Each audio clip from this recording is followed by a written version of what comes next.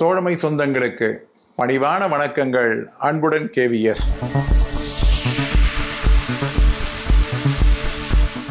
MTS, தபால்காரர், mail card ஆகிய அனைத்து பதவிகளுக்கும் ஒரே தேர்வு என்கின்ற ஆணையானது 31/10/2023 அன்று அதற்கான விளக்க ஆணையுடன் வெளியிட்டு இருக்கிறது. ஏற்கனவே 18/10/2023 ஆணையிலே இந்த 3 கேட்டகரிகளும், அதாவது MTS, போஸ்ட்மேன், மெயில் கார்டு ஆகிய 3 பதவிகளுக்கும் கூட்டாக ஒரே தேர்வு என்பது அறிவிக்கப்பட்டிருந்தது. 18/10/2023 ஆணையின்படி ஒரு கேண்டிடேட், அதாவது தேர்வு எழுதக்கூடியவர் 1 அல்லது 2 அல்லது 3 பதவிகளுக்கு, அதாவது இந்த கேடரை பொறுத்தளவிற்கு 3 பதவிகளுக்கு தன்னுடைய விருப்ப தேர்வினை கொடுத்திடலாம், ஆப்ஷன் கொடுத்திடலாம். ஒருவர் ஒரு கேடருக்கு, அதாவது MTS அல்லது தபால்காரர் அல்லது மெயில் கார்டு ஏதேனும் ஒன்றிற்கு ஆப்ஷன் கொடுத்திருந்தால் அந்த கேடருக்கு மட்டும்தான் அவருடைய விண்ணப்பமானது பரிசீலிக்கப்படும். ஒருவர் ஒரு கேடருக்கு விருப்ப தேர்வு செய்துவிட்டால், ஆப்ஷன் தந்துவிட்டால், அவர் மேலும் எந்தெந்த டிவிஷன்களுக்கு விருப்ப தேர்வு செய்கிறார், அவருடைய முன்னுரிமை, அதாவது ப்ரெஃபரன்ஸ் என்ன என்பதை பற்றி அவர் குறிப்பிட வேண்டும். அவ்வாறு அவர் ப்ரெஃபரன்ஸ் கொடுக்கின்ற நேரத்திலே அவர் எந்த கோட்டத்திற்கு தன்னுடைய ப்ரெஃபரன்ஸை கொடுத்திருக்கின்றாரோ அந்த கோட்டத்திற்கு மட்டும்தான் அவருடைய தேர்ச்சி என்பது பரிசீலிக்கப்படும். ஒருவேளை அவர் விருப்ப தேர்வு கொடுக்காத வேறொரு கோட்டத்திலே இவரை விட குறைவானவர்களுக்கு வாய்ப்பு கிடைத்திருந்தாலும் இவருக்கு கிடைக்கவில்லை என கோர முடியாது. இவர் அதிகமான மதிப்பெண்கள் பெற்றிருந்தாலும் கூட இவர் எந்த கோட்டத்திற்கு விருப்ப தேர்வு செய்திருந்தாரோ அந்த கோட்டத்திற்கு மட்டுமே அவருடைய தேர்ச்சி என்பது பரிசீலிக்கப்படும்.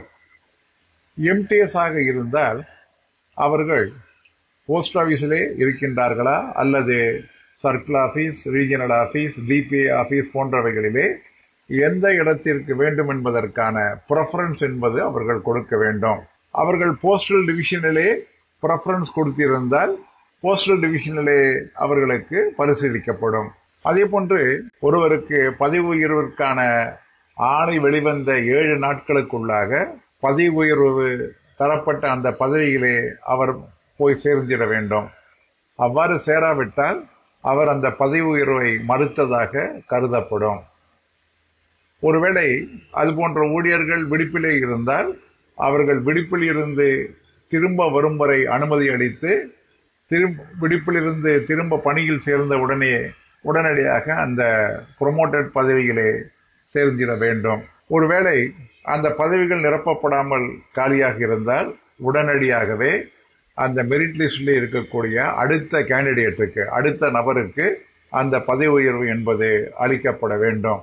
தபால்காரர் மற்றும் மெயில் கார்டு இவர்கள் 2 பேருமே முதலிலே தனக்கு RMS சைடு வேண்டுமா அல்லது அஞ்சல் சைடு வேண்டுமா அல்லது போஸ்ட்மேனாக வேண்டுமா அல்லது மெயில் கார்டாக வேண்டுமா என்பதற்கான ப்ரெஃபரன்ஸ் கொடுக்க வேண்டும். ஃபர்ஸ்ட் ப்ரெஃபரன்ஸ் போஸ்ட்மேனாக இருந்தால் அவர் எந்த கோட்டத்தை விருப்ப தேர்வு செய்திருந்தாரோ அந்த ப்ரெஃபரன்ஸ் படி அவருக்கு கிடைக்கும். ஒருவேளை அவருக்கு அந்த கோட்டத்திலே பதவி உயர்வு அளிக்கப்படவில்லை என்றால் அடுத்ததாக ஆப்ட் செய்திருக்கக்கூடிய மெயில் கார்டாக எந்த டிவிஷன் கேட்டிருக்கின்றாரோ அங்கும் பரிசீலித்திடலாம். ஒரு கேண்டிடேட், அதாவது ஒரு ஊழியர் தபால்காரர், மெயில் கார்டு, MTS ஆகிய 3 பதவிகளுக்கும் தன்னுடைய விருப்ப தேர்வினை கொடுத்திருந்தால் முதலிலே அவர்கள் போஸ்ட்மேன் அல்லது மெயில் கார்டாக தேர்வு செய்யப்படுவார்கள். அப்படி இல்லை என்றால் அவர்கள் கோரியிருக்கக்கூடிய டிவிஷனிலே MTS வேக்கன்சியிலே அவர்கள் தேர்வு செய்யப்படுவார்கள்.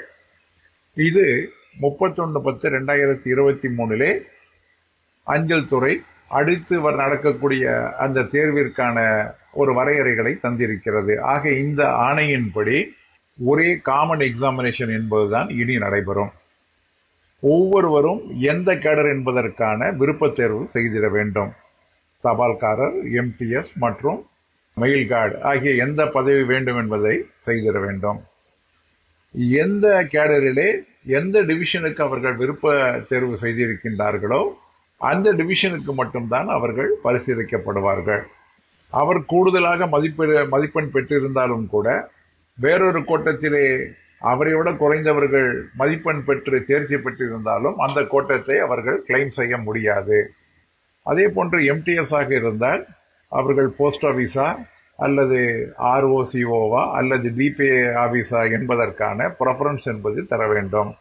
அவர்கள் கோட்டத்திலே எதை அவர்கள் முன்னுரிமை தந்திருக்கின்றார்களோ அந்த மெரிட் லிஸ்ட் அடிப்படையிலே அவைகள் அவருக்கு பரிசீலிக்கப்படும். ஒருவர் தபால்காரர், மெயில் கார்டு மற்றும் எம்டிஎஸ் ஆகிய 3 பதவிகளுக்கும் விருப்பத் தேர்வு கொடுத்திருந்தால் முதலிலே அவர்கள் போஸ்ட்மேன் மெயில் கார்டுக்கு பரிசீலிக்கப்படுவார்கள். அப்படி கிடைக்கவில்லை என்றால் எம்டிஎஸ் வேகன்சி அவர் கேட்டிருந்த அந்த விருப்பத் தேர்வு செய்திருந்த டிவிஷனிலே இருந்தால் அங்கேயும் அவர்கள் பரிசீலிக்கப்படுவார்கள். இதுதான் இந்த 31/10/2023 ஆணையினுடைய முக்கியமான சுருக்கமாகும். என்ன நண்பர்களே, நிச்சயமாக உங்களுக்கு இது பயனளிக்கும் என நம்புகிறேன். மீண்டும் சந்திப்போம். அன்புடன் KVF.